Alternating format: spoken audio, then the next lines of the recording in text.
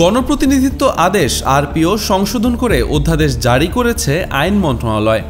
নতুন অধ্যাদেশ অনুযায়ী একজন সংসদ সদস্য প্রার্থী তার নির্বাচনী এলাকায় প্রতি ভোটারের জন্য সর্বোচ্চ 10 টাকা ব্যয় করতে পারবেন। সোমবার ৩রা নভেম্বর আইন মন্ত্রণালয় এই অধ্যাদেশের গেজেট প্রকাশ করে। গেজেটে নির্বাচনী ব্যয়ের ক্ষেত্রে রাজনৈতিক দলকে সম্পৃক্ত করে বেশ কিছু পরিমার্জন আনা হয়েছে।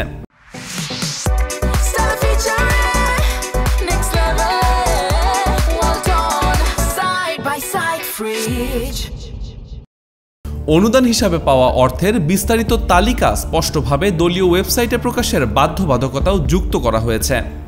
চূড়ান্ত আরপিওর ৪৪ অনুচ্ছেদে নতুনভাবে সংযোজন করা হয়েছে একজন প্রার্থীর নির্বাচনী ব্যয়ের সীমা ভোটার প্রতি 10 টাকা এবং মোট 25 লাখ টাকা।